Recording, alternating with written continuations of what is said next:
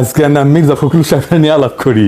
হ্যাঁ, এ বুঝে দেখি বিএনপি আসলে একটা দল হয়েছে, কিন্তু কেন একটা রাজনৈতিক দল হয়ে উঠতে পারে না।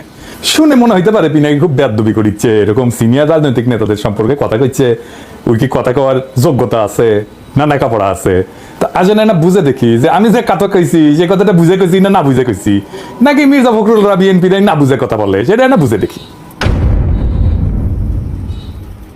মির্জা ফখরুলকে গান্ধী বলতো তার দলের কর্মীরাও যখন আওয়ামী লীগ ক্ষমতায়। আমি সেই সময় ওনার সমালোচনা করেছি, কারণ আমার সবসময় মনে হইতো উনি এখনো তারুণ্যে আটকায় আছেন। এটা শুনে আবার মনে করেন না যে এটা ভালো। উনি ওনার বাম ওরিয়েন্টেশন ছাড়তে পারেন নাই তরুণ বয়সে।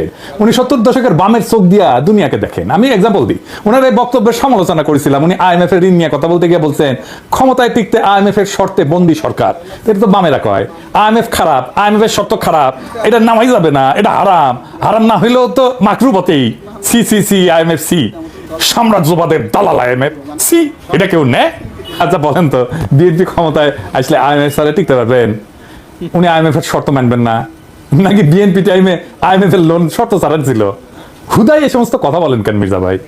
আমরা বিএনপির লোকজনরা এটা খুব অপছন্দ করে। তারা মনে করতেছে আমি হুদাই বিএনপির টুপকিতে আঙুল দিতেছি। রোগ থাকলে টুপকিতে আঙুল দেওয়া লাগে।